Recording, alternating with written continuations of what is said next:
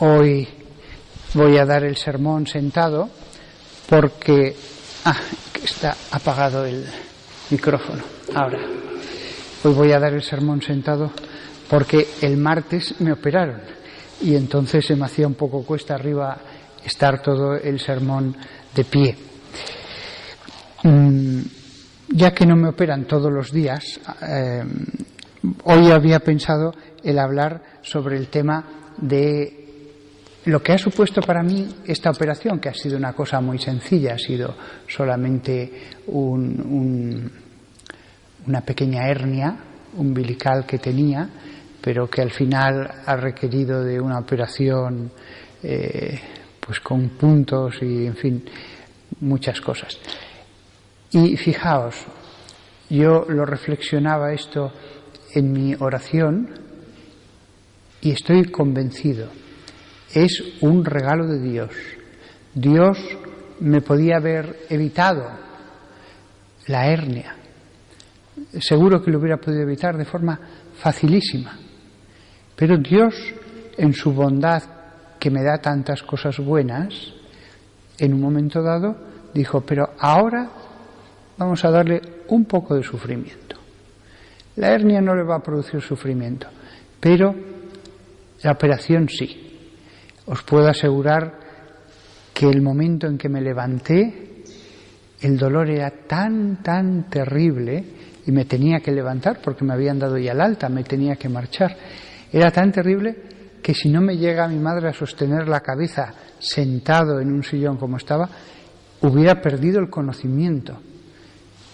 Estaba totalmente empapado en sudor todo el cuerpo y la cara blanca a más no poder. Y yo sentía que cada vez oía más lejos del dolor que producía eso. Después ya todo fue mucho más fácil en los días siguientes. Pero el dolor tan intenso es un regalo del Señor. Y os cuento mi experiencia con la enfermedad para que lo apliquéis a vosotros. Dios nos podría dar solo placeres, honores, distinciones, aclamaciones y cosas por el estilo. Pero Dios sabe muy bien distribuir las cruces y las consolaciones.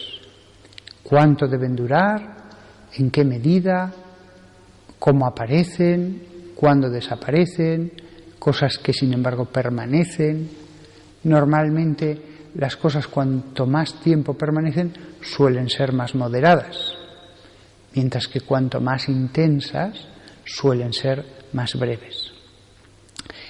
Y una de las cosas que os aseguro, yo lo notaba viendo la televisión cuando llegué a mi casa, las noticias, que le puedo dar gracias a la enfermedad, a esta operación, es que cuando veía la televisión las cosas que ahora pasan en Ucrania, toda esa gente a la que quedaba herida por un disparo en la pierna o en otra parte del cuerpo, que no le mataba pero que les dejaban heridos, yo percibía ese mismo hecho de otra manera.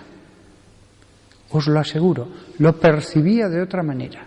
Antes era más el concepto, era de un modo más teórico. Pero cuando uno tiene una herida con una raja con muchas grapas y ve lo lentamente que eso se cicatriza, los dolores que supone el echarse a la cama o el levantarse, que uno lo estudia a ver qué postura pongo para que sea lo más indoloro posible.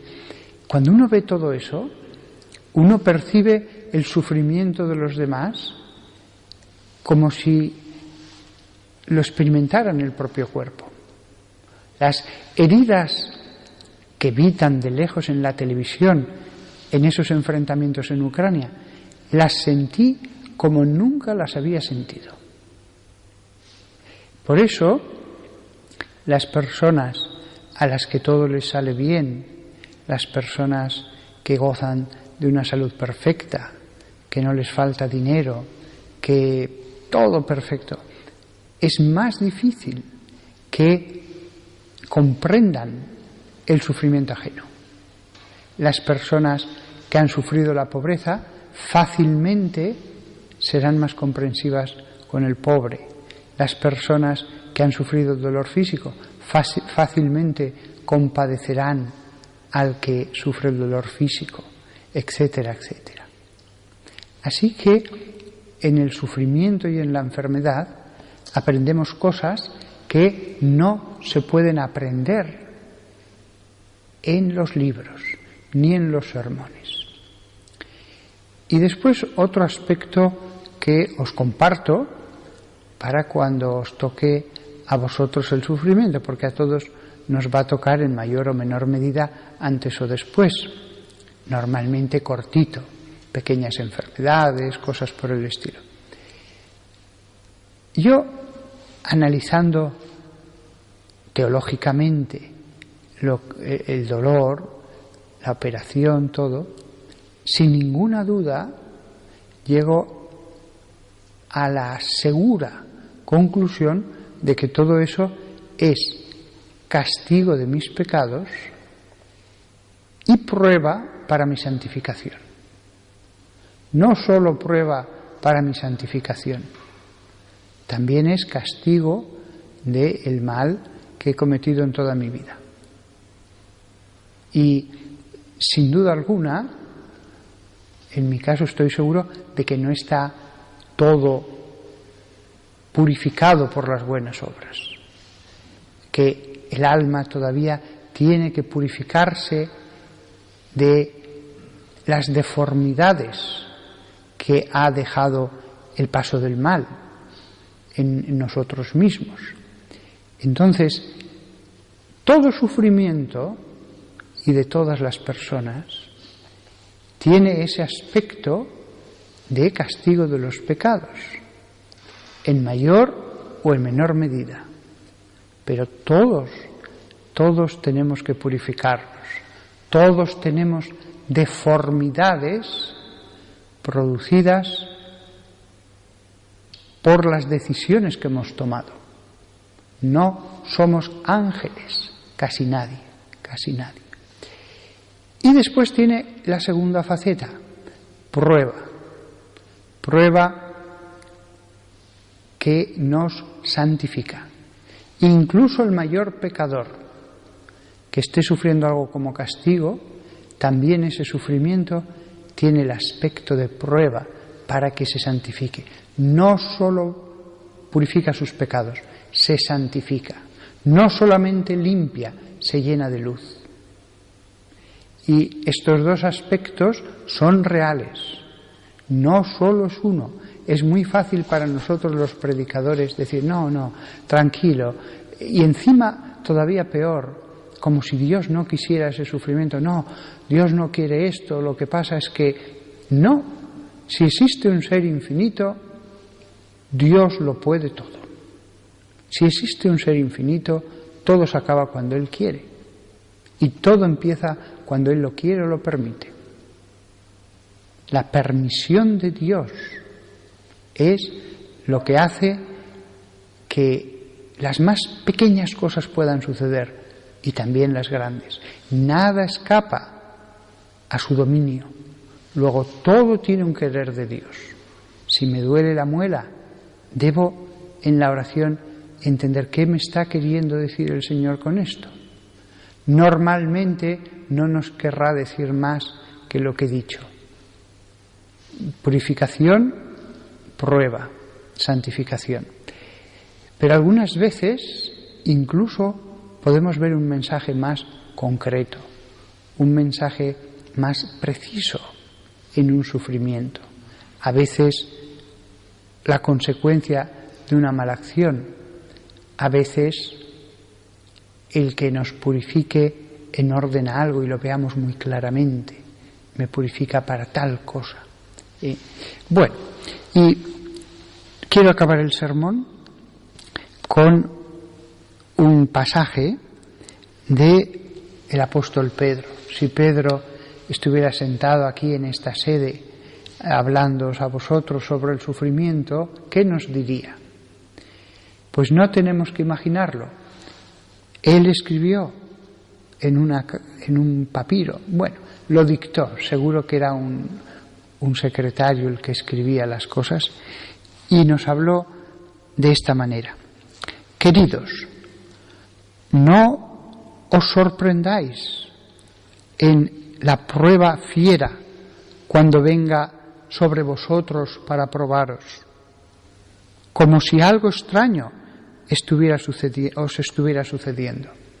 Fijaos, no os sorprendáis, no digáis, pero si yo creo, pero si yo te lo he pedido, pero si yo soy tu hijo, si he rezado 400 rosarios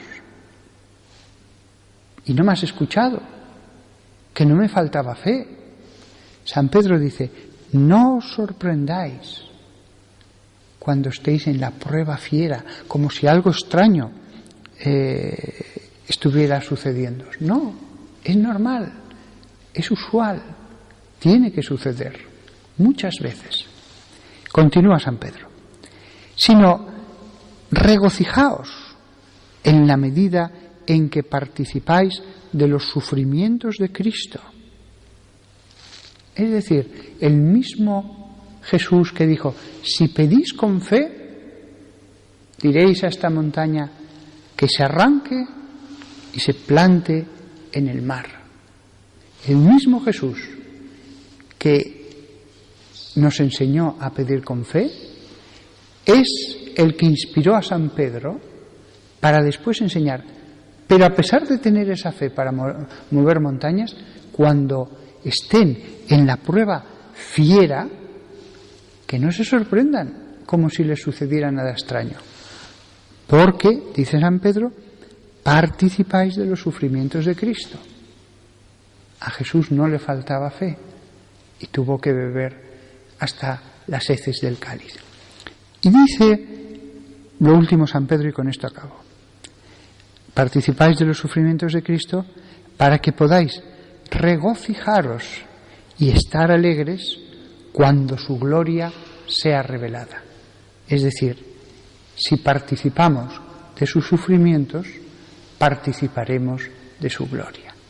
El sufrimiento es un don de Dios también, no algo que escapa al poder de Dios. La cruz, la resurrección. Nada más, que todos nosotros verdaderamente le agradezcamos al Señor las oportunidades que nos da de hacer esto que decía el bueno de San Pedro cuando ya como apóstol enseñaba a toda la humanidad, y que pensemos que algún día le diremos al Señor, Señor, podríamos haber sufrido más, todavía podrías haber apretado un poco más las tuercas, me podrías haber apretado las clavijas, podía haber sufrido más. Aunque ahora nos parezca eso imposible, algún día preferiremos eso a los mayores placeres, honores y felicidades de la tierra.